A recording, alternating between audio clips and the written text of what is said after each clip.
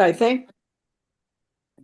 All right. Well, good evening. It's good to see all of you here. Welcome to our program on the value of public libraries to our communities. I'm Teresa Jenkins, and I am chair of the Public Programs Committee with your League of Women Voters of Greater Tucson. And our committee is devoted to informing our membership about the effects of policies on communities and to highlight community nonprofits and other organizations that offer critical social and civic services that includes our public libraries, and that not only offer free access to books, but as we all know, our libraries also serve as vital community hubs. So before I introduce our moderator, and we need to get moving on this because this is a very interactive program tonight. We want to hear from you. We've got a lot of things to cover. But before I introduce our moderator, I'd like to hear from our president, who is here, our president of the League of Women Voters of Greater Tucson, Betsy Boja. Hi, Betsy. Hi, thank you. Welcome, everybody. I'm a huge library nerd, so I can't tell you how excited I am for this program this evening. And just sharing quickly a few words about the League of Women Voters. We're a nonpartisan political organization encouraging informed and active participation in government. We neither support nor oppose candidates or political parties at any level of government. However, we do advocate for public policies such as voting rights, non-discrimination, civil rights, reproductive rights, and criminal justice reform. We have been empowering voters and defending democracy in Greater Tucson for 84 years. And today we invite all people, regardless of gender, gender identity, ability, ethnicity, or race, to join us as we commit to righting the wrongs of our past and building a stronger and more inclusive democracy. So welcome all. Thank you, Betsy.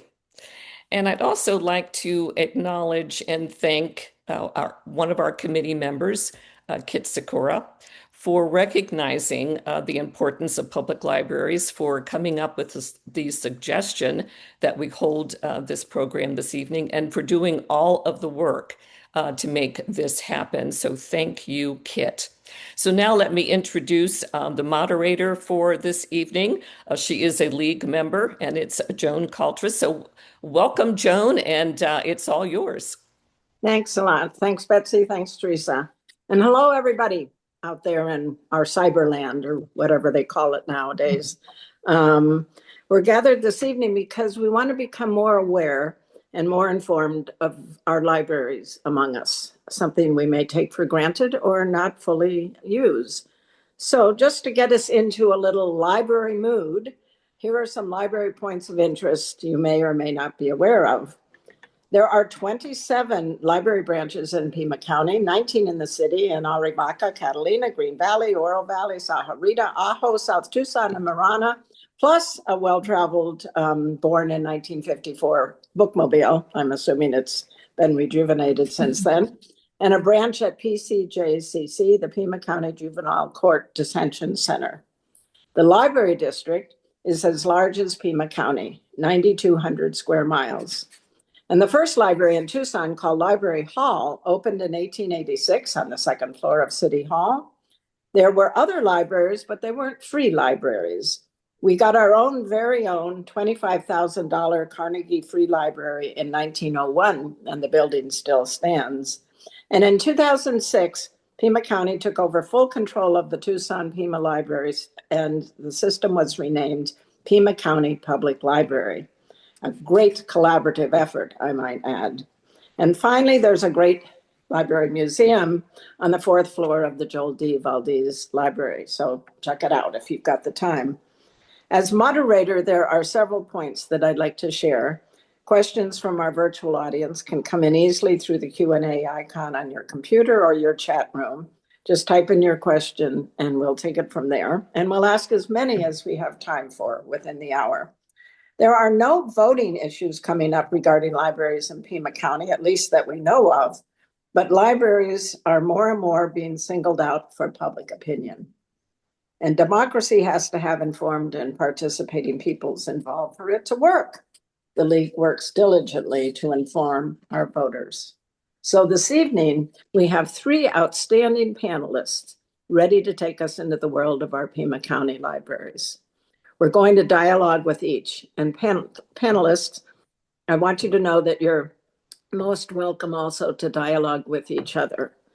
Our time together will move quickly but thoughtfully. And so now it's my pleasure to introduce to you our speakers, or really to have them introduce themselves. Panelists, what does your work involve? Where did you come from? And why are you where you are now? Our first panelist is Marisa Alcota, the Deputy Library Director for Community Engagement. Marisa, tell us something about yourself and what you do for our libraries, please. Good afternoon, everyone. I'm really happy to be here with you all.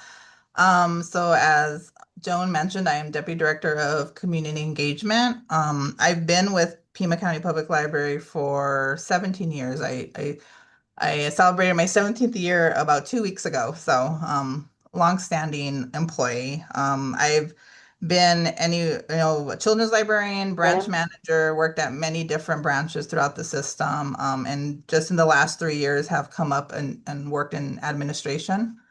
So fairly new to this role. But most of my background and work has been in community engagement and also just community mobilizing and really working on connections throughout our larger Pima County community. So that's really where my passion work is and where a lot of my experience comes from. So I'm really excited to be in this current role.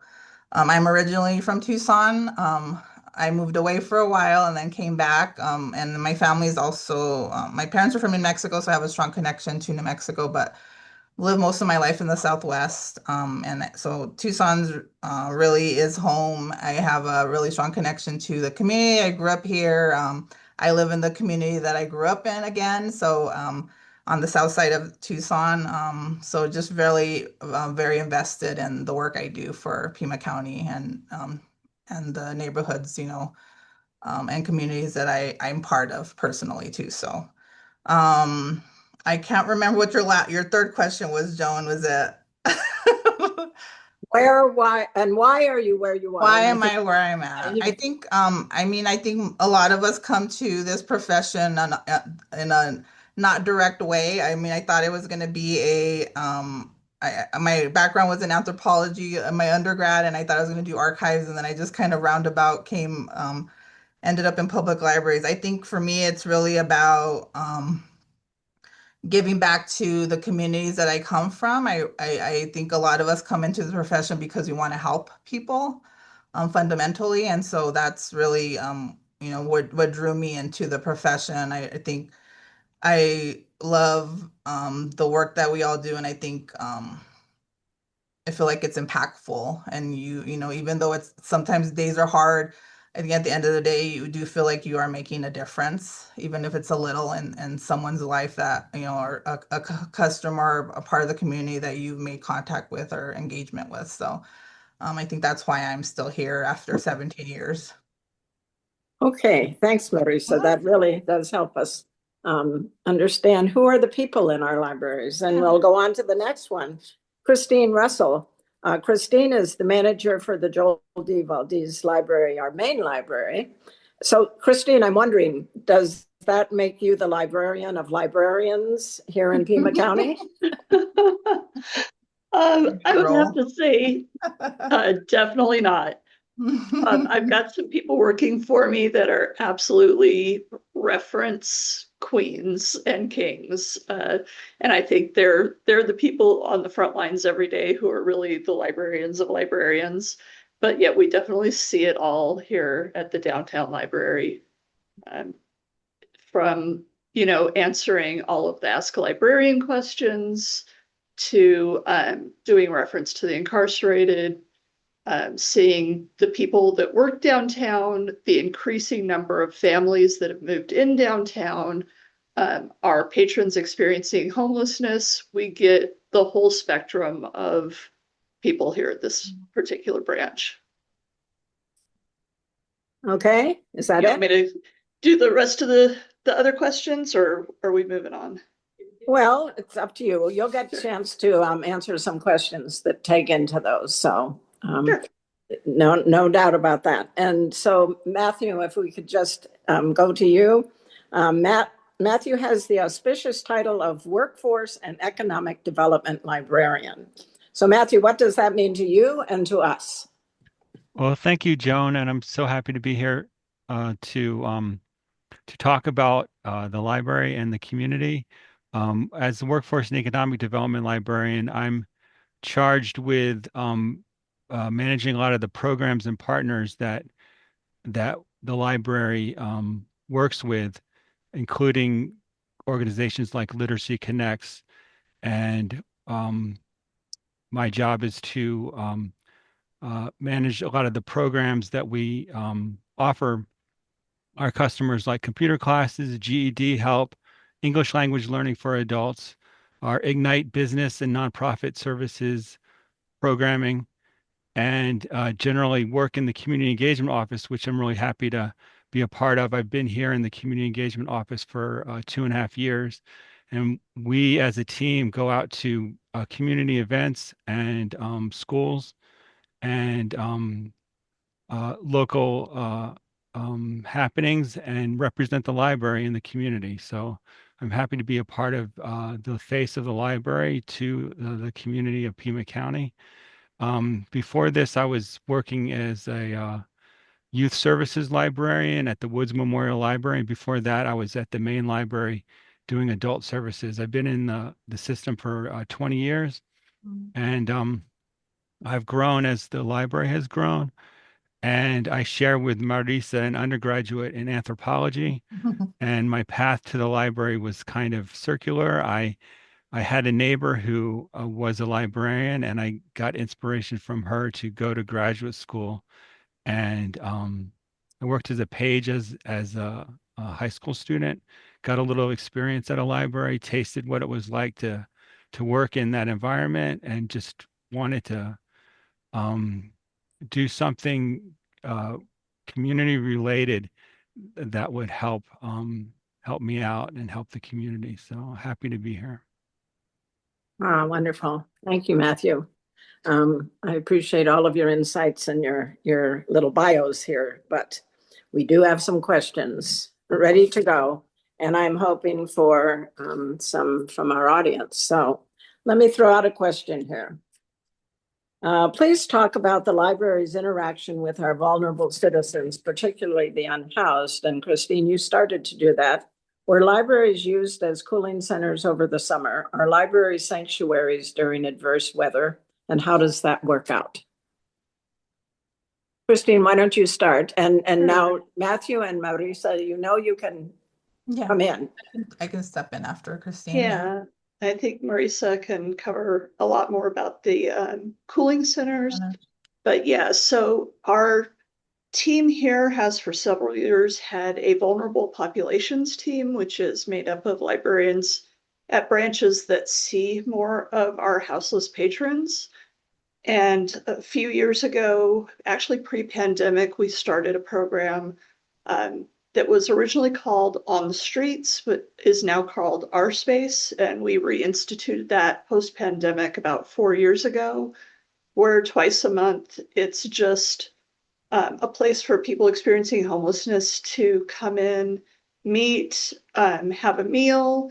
Sometimes we have musicians, and we work with our community partners to come in and table at these events so that people can get the resources that they need to help them,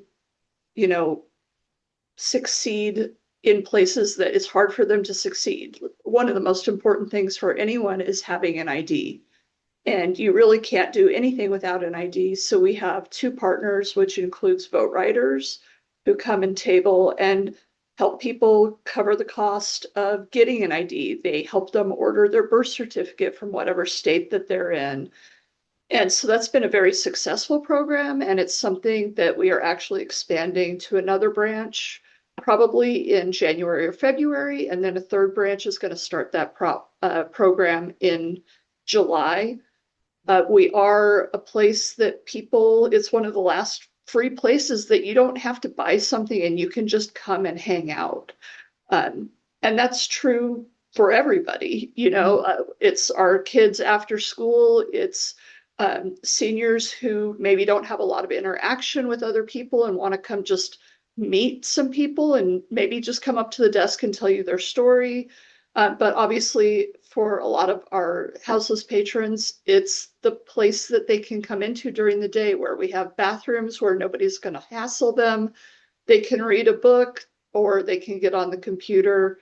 And I know that there's sometimes people are like, oh, maybe I don't want to go to that branch because of it. But, I talked to these people. I talked to a guy who said, oh, yeah, before I became homeless, I was an adjunct professor at Pima Community College. And I was like, oh, I did that too. And so we both started talking, and you realize when you sit down and have an opportunity to really talk to people, how much commonality there is in people's backgrounds. Thanks, Christine. Marisa, you wanted to say something? Yeah, I can talk a little bit about cooling centers. So we do function as cooling centers during the summer, and this is a longstanding partnership with Pima County, the health department. So we partner with them on many different initiatives and programs, but we're probably the largest amount of cooling centers in the county at this point every summer, and so most of our libraries participate in that. And I think it's really interesting because even before this initiative was started formally by the health department, I mean, I think I saw our libraries as cooling centers, functioning as cooling centers anyway. I mean, we've always, as Christine mentioned, anyone can come in at any, when we're open hours. People come in to get out of the heat, they come in to get out of the cold, they come in to get water, to, find a comfortable space to be. And so I think that's, we're already doing, I think, some of the functionalities of what this cooling center initiative had started on a wider scale, I think, for other county departments that are participating. I think also some of the city departments are also participating, but and so what it means is, we are open, we have open hours, people can come in, we get some extra benefits as being a cooling center from the health department, that we do receive other supplies. We're able to give out water. So they provide us with water. This year we had, like electrolyte packets, I think cooling towels, lots of information around staying safe and heat, identifying heat-related illnesses. And so, again, functioning as an information source for a community to come in, and also a space that they can come in and get out of the heat during the summer. So we've been doing it for many years, and I will continue to participate in that program. Okay, great. Matthew, did you want to add anything? No, I just wanted to say that homelessness has been a historic concern of libraries, and libraries have always been a place where people can come to get out of the elements and cool off. What people don't know about homelessness sometimes is that there's been a study that's shown that about 45% or 40% of homeless people are employed. There's a lot of people out there living in their cars and living in shelters who just can't afford to have a place of their own. And the libraries serve a vital role in helping them get on their feet, get a job, find housing. The Our Space program connects people with housing resources, and we have a homeless resource navigator from Community Workforce and Development who attends the Our Space programs and connects people with housing opportunities. And I think it's important to continue doing that work. Matthew, if we have time, I have a whole list of programs in the library, which I'm going to run by you if we've got the time. Okay. Right now, I've got a question. Have federal funding cuts to libraries affected Pima counties? If so, how? I think we've been fortunate up to this point that we have not had our funding, our operational budget isn't dependent on federal funds. Our budget is dependent on a secondary property tax. What we do use federal funds for is we do apply for grants, like they're called LSTA grants. We do some of our really innovative programming with this grant funding, and this grant funding is funneled from federal funds into our state library, and then they're funneled out to libraries throughout the state that apply for the grants. And so we usually have 1 or 2 grants running every year. I think, and this is through the Institute of Museums and Libraries, so IMLS, but there was some worry that those funds wouldn't be available this year, and so there was a little bit of time where we didn't know if we would get those LSTA grant funding funds, but we did get them this year. So I think we're doing the work that we applied for. One of them is a community engagement process where it'll be wider and work with different community stakeholders. We'll be doing community surveys and forums. This will be part of a larger strategic planning process that we're going through, and it's really just about working with our community to see what they need from the libraries. We haven't done this process in many years, and so we're kicking that off with some of this grant funding that we received through IMLS. So those again are federal funds, and then we have also using funding for our writer in residence program that we have every year too. So as far as operations, it's not affecting us at this point, but we don't know what next year will look like as far as federal funds for those more innovative grants that we do apply for. And there are some library systems, especially here in the state, that lots of tribal libraries and rural libraries that do really do depend on those federal funds for operational purposes, to pay their staff, to be open, to do any type of programming. And so I think that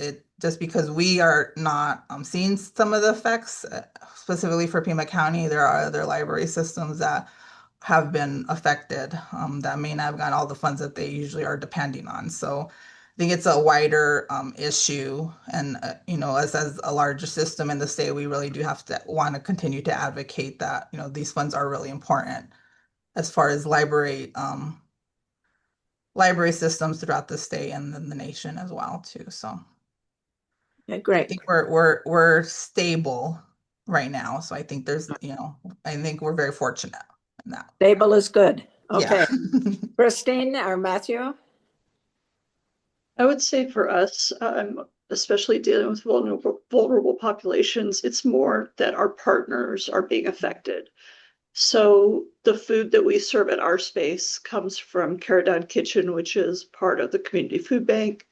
Their funding has been cut. So in January, we'll no longer be able to offer those meals. A lot of people who come to our programs that table here rely on those funds as well. And so they've had to cut back their outreach hours. We also in the state had digital navigators, which were really valuable to all our libraries because we can't really spend hours with somebody. If somebody's just at the desk and they need help with their technology, we can sign them up for our one-on-one help, but they have to be able to get to that particular library at that particular time. Whereas when we had digital navigators, we could say, call this number, they're going to set up an appointment with you that's convenient for you and walk you through any of your technological issues. That program disappeared as soon as the IMLS cuts came in. And that hurts everybody in the state. Matthew, anything? No, I think they covered that. Thank Okay. you. All right. Well, there'll be more time to speak. I'm going to jump into a broad range area of concern. We're all aware of strong movements to have public opinion and single focus groups dictate what books should be allowed in libraries, overruling professional library staff and boards. Have our Pima County libraries been the targets for groups wanting to have banned books removed from the libraries? That's the first part, but let's stop there and hear what you have to say. I think we've always had, we haven't had like a concerted effort that, some libraries in other states have. We've always had book challenges by individuals. And we do have a reconsideration form. We have a collection development policy, and if someone has concerns about a certain title, they can fill out that form and we do evaluate it. But I mean, I think for us, it's in all libraries, we are our basic tenet is intellectual freedom and being able to have a collection that is for everyone. And so we want to make sure that we protect that and that we are not censoring any titles. Some of the considerations forms that have come in, some of them have really focused more on like age range for different titles. And so those are things that we do consider. Maybe they shouldn't be they may not be in the adult section, but they might not be a children's book, but they might be moved to the teen or YA section or something like that. So those are more of the type of challenges that we have.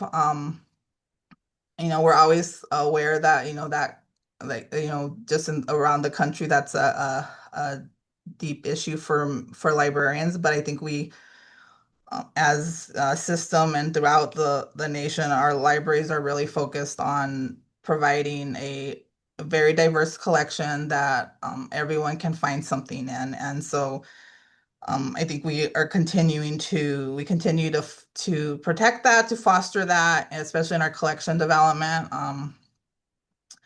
And that's kind of where we're at. I don't know if there's anything you want to add, Christine or Matthew. Well, no, we just try to have a collection that's there's something for everybody in the collection. And if it's not for you or your children, then it's not for you.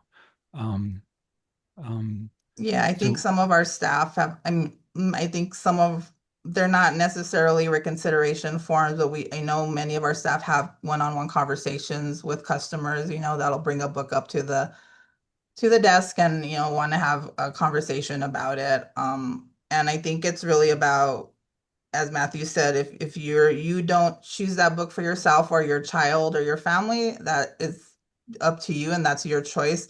But also understanding that we really want to make sure that you are not making that decision for others. We all have the freedom to make those decisions for ourselves and our own families, and so that's really where we steer the conversations when we have those type of conversations with customers that may bring up a book that they're having concerns about. Okay. Let me just throw in another piece of a question. How have you or how will you deal with groups that want to ban books? Not just the individuals, but groups if they approach you about having books removed from the shelves. Has there been pressure from the community on censorship? Do you shelve children's and teen books that deal with sexuality, gender identity, reproductive information? Just sort of fleshing out a little bit more of that. We have books on every subject matter. We collect a wide array of subject matters and for all ages. So and we haven't had any concerted efforts for groups, like I don't know if any of you have seen the documentary The Librarians. So that's really about book challenges and book bannings, and mostly focused in Texas, I think in some other states. I think we have a really strong collection development policy that we just recently revamped and kind of tightened up. It's very specific on what we collect and how we collect and what we would what we would look at with our reconsideration forms. And that was passed through our board of supervisors. We had to get that changed and passed through them. We vetted through many community groups as well, and before it gets sent to the board of supervisors to vote on. So I think we have a really strong procedure and policy in place that we can, use in terms of that. And I think we're always aware that, that is a possibility. And I think, I can't say for sure how we would go about addressing it, but I think, we do have a new director, Tess Mayer, that's come in the last, couple of months. And I think she is also aware, we've had some strong book challenges closer to like the Phoenix area. Some of the policies and so the public library have been changing as well around book censorship. So I think we're aware that it's close and may possibly happen. And so I think we're really we are very aware and working on how we would address it. I just couldn't say exactly, the steps right now. Christine, anything? Yeah, I think, it's great. Our administration has our back. So if somebody comes in, we pass it right up the chain, and admin handles that and deals with people one-on-one and addresses their concerns. And they've made it clear, they're like, you guys don't need to you deal with enough. You don't need to be fighting with people about what books are on the shelf. But I will say I had a page that somebody came in and said they didn't like a book, and I was so proud that she felt empowered to say, well, then you should probably put it back and not check it out. That was great. All right. Matthew, anything in this area here? No, I think that covered it. Christine covered it well. There's one other little piece here. What kinds of controls for content are there on the library computers? We have to filter because of SIPA laws. We filter by age range for computers. So if you're, come in and get a library card, if a child signs up for a library card and they do get on the computer with their card, it is filtered to a certain age or a certain range as far as, children's, teens, and adults. So there is a filtering software and system that we employ on all of our computers, our public computers. Okay. We'll leave the area of censorship and banning and move into something a little more personal. How would each of you share with us a book or digital or non-digital that you're reading now, or is your favorite book? Okay, a little personal stuff here. We can do all the dogmatic stuff around this. So, well, I'd love to share my favorite author as a child was Ray Bradbury, and one of he's famous for his short stories, and the Martian Chronicles are a compilation of his short stories about Mars. But the book that he's most famous for is Fahrenheit 451, which concerned book banning and a future scenario in which firefighters burned books rather than saving houses from fires. And so that was an impactful book on me when I was growing up. Okay, thank you, Matthew. Christine? I was scrolling through my story graph as fast as I I can titles. Oh, I'm reading I just got back from vacation and I needed a bunch of books, and I actually gave in and checked out Outlander. I know it's been out forever, and I was like, oh, it's gonna be cheesy. I tore through that thing. On book 2, I was like, ooh, spicy. I like it. So yeah, that's been fun. Okay, well, part of the rest of that question was, how do each of you keep track of the books that you read? Marisa, what about these two questions for you? I mean, I think right now I tend to read like a couple books at a time, but I'm rereading All About Love from Bell Hooks right now. And I read it years ago, and so I wanted to revisit it. And there's a bunch of essays about just love in general, and like we love beyond like romantic love from in different aspects and what that means. So I'm really enjoying that. I enjoy Bell Hooks writing. I mean, I have like a Goodreads. I tend to read I've been reading a lot of digital lately just because it's easier for me to access it. I have a Kindle and all of that, but I also love, holding a book in my hand and I'm really terrible about keeping track. Yeah, you asked that question. I was like, I don't even remember titles. I had to go through my list too to even remember what I was reading. So I'm not doing a great job on keeping track, but I tend to read a few books at a time, and then I just because of everything that's happened, I just put one down and then I'll pick another one up, and it just depends also on my mood too, what I want to read. So right now I'm kind of into the Bell Hooks book right now, so I'm really enjoying it. Well, I'm glad to hear a librarian say she can't always remember the titles. So I just thought that was part of the non-librarian people. All right. So anyway, there's a question. What does the library see as its role in helping build community and create opportunities for connection as an antidote to loneliness, isolation, and authoritarianism? There you go. That's a loaded question. Well, Christine, oh, Matthew, please. I'd love to talk about that. Yes. Part of my job is to organize meetings for adult services, librarians and library staff. And we, a year and a half ago, we formed a team called the Building Community Team. And it was designed just for that purpose. It's to encourage programming and activities in the library that bring people together and help people with isolation and loneliness. Book clubs have always been a big part of libraries, and those are kind of like a signature event that you can do as a librarian to get people involved with each other's lives, talking to each other on a regular basis about books.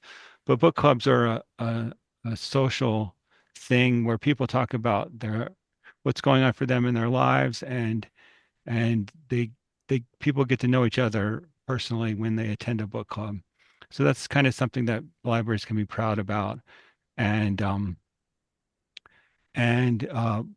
libraries have always been a community gathering place, and we see our job as fostering those community connections, bringing different people into the community, into the library from different points of view, and having them interact. We've done programs in the past, community conversations, where we've had guest speakers who start a conversation about important topics, and and the community has an opportunity to talk about the topic, and that builds community as well. Okay. Ladies? Do you have anything, Christine, or do you?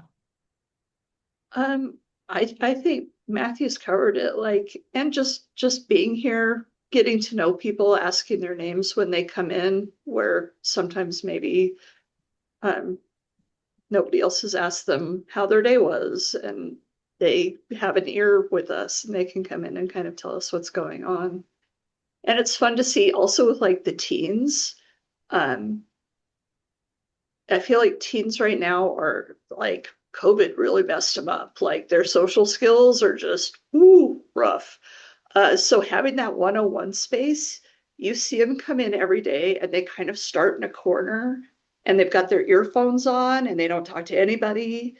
And then they're like that for maybe a couple of weeks. And then suddenly they're maybe sitting with a group of people and they all have their headphones on. And then a couple more weeks and they're like, oh, can I do part of that art project? They're like cats.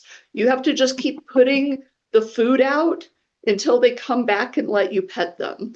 And they're really kind of like coming together and relearning those social skills. Thanks.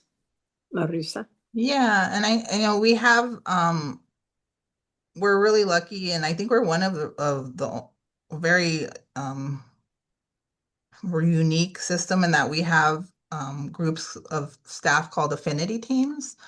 And so many of those groups, some of them are, a few of them are many nations, which works with indigenous communities. So we have staff that are from those communities and also go out and connect with indigenous communities here in the county. Nuestras Raíces, we have our Bibliolotus team they all work with different cultural communities. And so, what they do is go out to events and make connections outside of the library. And so I think that also is another way that, we have spaces where people can come in and connect and with our programming and connect with other community members in our library. But I think what's really exciting about our community engagement is that we're really working on going out and doing work outside of the library space and connecting with those different cultural events that are happening already. We table at them, we partner with them with different organizations. So I think that's another part of building that community. And also, a lot of the events we go to, we make connection with people that don't even know that, there's a library down the street or never had a library card, don't know anything about our library services. And so that's another great way to get them informed, give them information, get them excited about what we have to offer. And then later we do see, we have all, I think, at some point seen people that we see out at outreach events and see them in the branches and actually coming in and getting a library card and wanting to participate further with the services we have. And so I think that's another way that we build community beyond the doors of our, our actual physical building. Okay. Anything else, Christine? Okay. Another question here, or I'm just going to run down the chat room for a little while here. I think you've talked a lot about community. What partnerships with city agencies and community-based organizations have you established? And then how can the League of Women Voters partner with the library system? And then also there's a question about the Friends of the Library. So lots of partnerships going on here. I'm just overwhelmed by all of them. I don't know how you track all of the initials, let alone the names. Okay, Matthew. I'd love to talk about a few of our partnerships. Coming up this spring and February, we're going to, again, like we have in past years, provide tax help and tax assistance through the AARP and United Way community partners.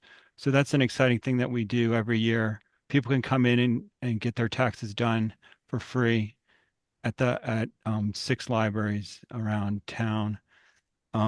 We have an ongoing partnership with Literacy Connects, which is a literacy building organization here in Tucson.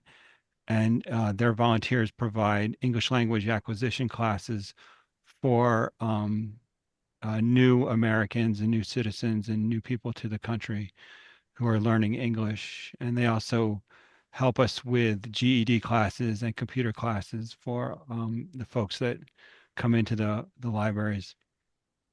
We also have a ongoing partnership with SCORE, which is the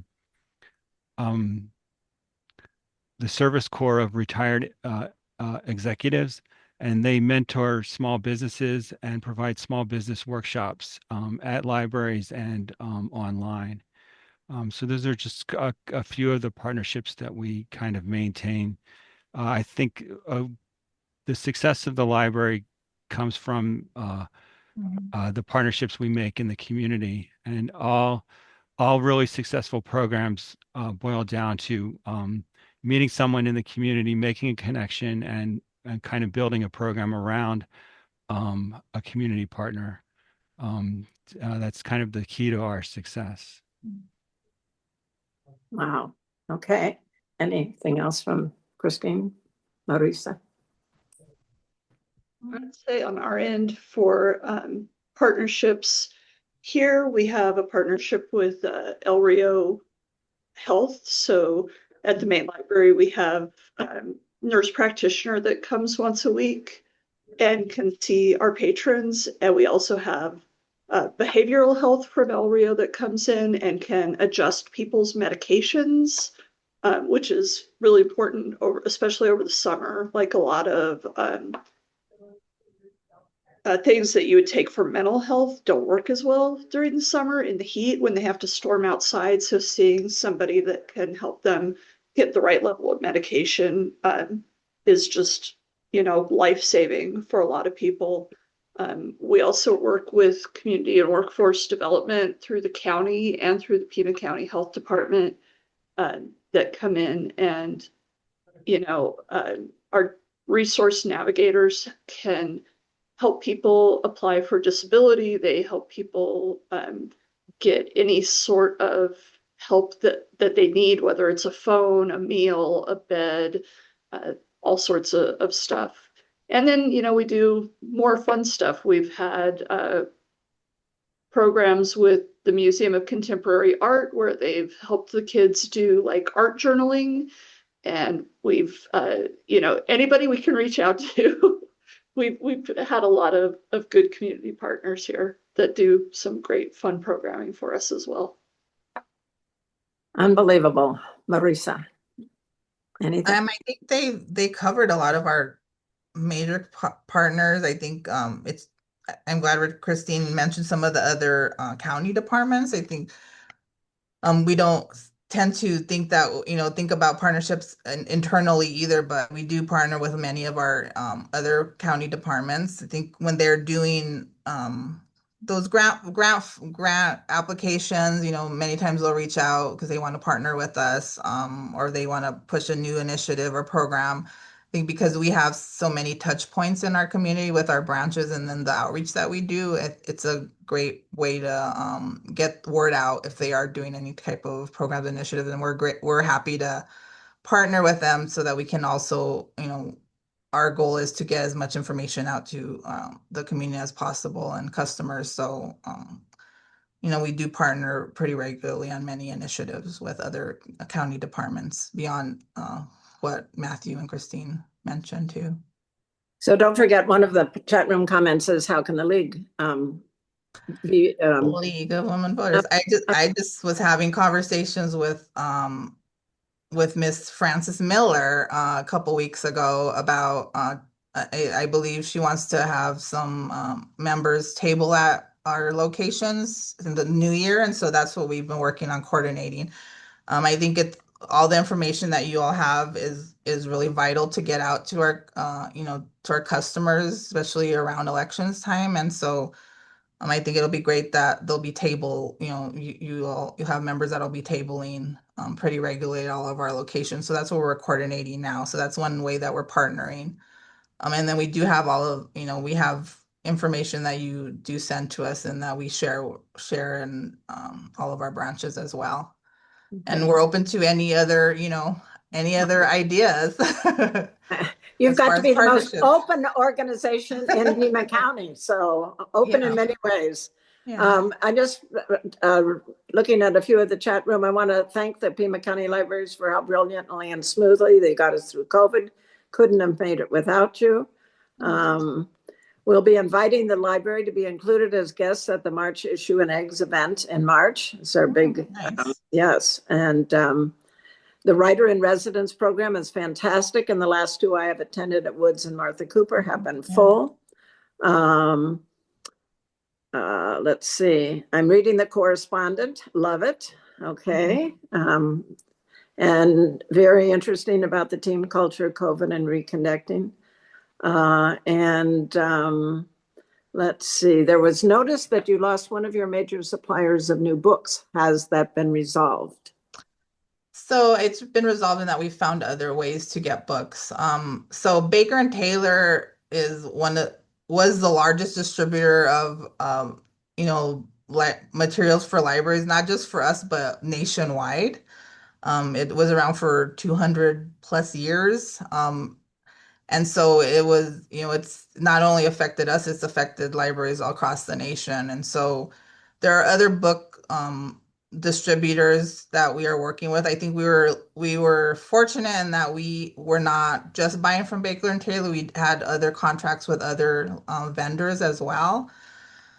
So we've been, the last month and a half has been really trying to pivot and find other options. And so, we're working really closely with Ingram, trying to, grow our capacity to purchase from them. And that's working. We're, on the right track with that. And so I think, we might have some gaps in some of the titles that we may be able to get for some people, that have um, may have had titles on reserve. I think there's going to be a little bit of a learning curve and a little bit of a gap in service, but we're doing as much as we can. We have a wonderful group of staff in our tech services and our collection development team that have been working furiously. If you come up to if you're ever were to come up to the fourth floor and go into that space, I mean, we have carts and carts of books that they're processing. I think the biggest change from moving from Baker and Taylor to other vendors is that Baker and Taylor used to process a lot of our materials in-house, and they would send it to us already processed, and now we have to shift to doing it in-house. So that's also changing the way we're doing some of the work here with our staff. And so I think our team's just been amazing in pivoting. And so hopefully you won't see as much on the public end as far as not being able to get the materials you want. We're just working to fill as many gaps as possible. So I think we're in good shape as far as moving forward. But that was a really huge hit for all libraries across the country, and I think we're so close to when it happened that we don't really know what the ramifications of that will be long term. But we're doing the best we can to get the materials to our community. Especially the titles that they're asking for. Okay, I hate to tell you, but we're getting close to the end here. So this may be our last question. Life is changing. Technology and AI and new paradigms are changing our world. What do you see as the future of what we call libraries? Now, in the near future, and the far future? Who wants to start? Christine, you've got a smile on your face. Go ahead. Yes, yes. I think we're walking a fine line right now of I think there's going to be another huge paradigm shift. We were kind of talking as we're looking at moving across the street within the next 3 or 4 years, that when we bought this building, it was right at, when we built this building in like 1991, that's right when the internet was coming on. Like, we maybe knew one person who had an email, and there was like one website to go to. You used Mosaic, and that was it. And so this building was not built thinking about how big the internet would be. And I think we're about to see another shift. And I don't know that I could say what that future is going to be. Is AI going to be a huge thing, or is it going to be a thing where the information that gets fed into it is just more and more AI, and the quality degrades, and we realize that it's not everything it was cracked up to be? We also lost I think, one of the major Spanish language publisher and distributors this week. Is this going to be an ongoing issue where we have to kind of go back to that old school library work, where we have to go back to remembering how to enter that metadata ourselves? So are we going to have to change how we do back rooms? Are our communities going to really step up and figure out ways to deal with poverty in our communities, so that libraries are not the last safety net for so many people in our communities? There's just huge numbers of questions, but I think all of them involve keeping the library and letting people know that we are going to be a bastion for fair information. I do see one of our roles is definitely going to be information integrity, and helping. We've already started talking about how do we help people find what's true and what's real versus what's AI. How do we get the message to the people who need it? Because it's no good preaching to the choir. We need to be reaching people who are falling for the scams, who are falling for the AI videos. How do we get to them? But no matter what, I think we're going to have a lot of work to do. Matthew. Yeah, we recently held 4 events at libraries across the county. Scam prevention, um, talking about AI scams and traditional phone and internet and email scams that folks face, and how to identify when a person is nefarious in their dealings with you. And we had overwhelming attendance at all of the events.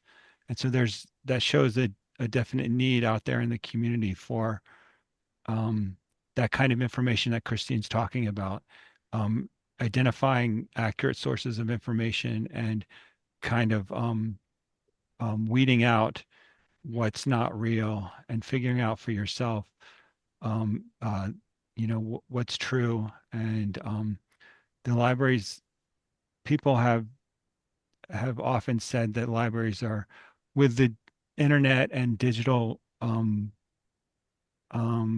resources, that the library is on its way down. But I see a future for the library that includes what Christine's talking about. Um, um, there's definitely a place for information professionals who kind of know their way around the information landscape and can help people navigate. Um, so that's definitely a role for libraries in the future. Thank you, Matthew. And finally, Marisa. Yeah, I think Matthew and Christine were definitely said all the things. I think, well, the only thing I would add is I think we assume that everyone has access to technology and has access to information.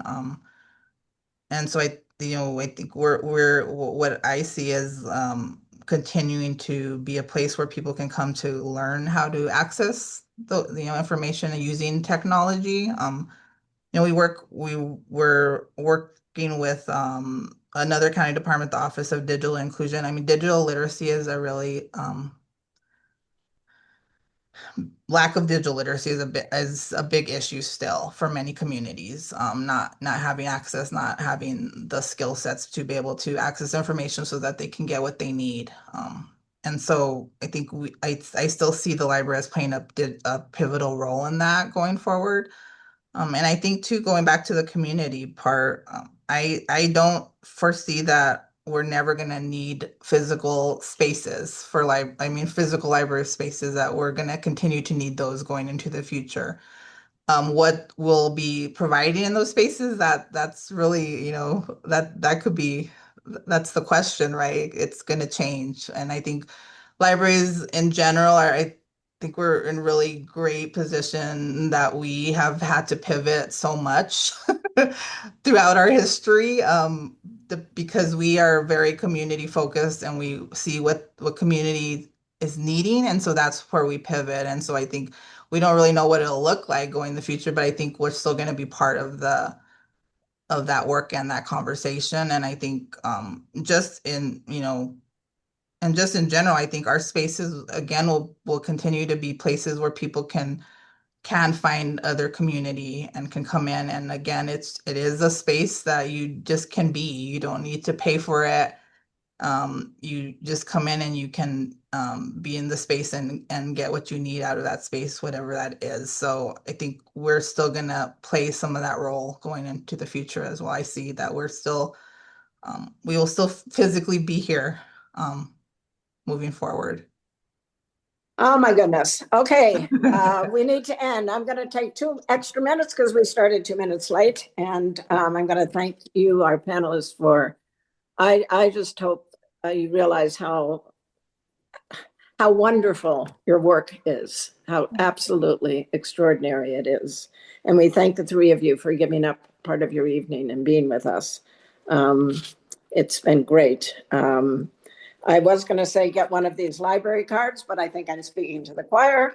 And I just will throw in here, I thank our audience. and the questions and comments you had. Thanks to the League Program Committee, Teresa and Kit.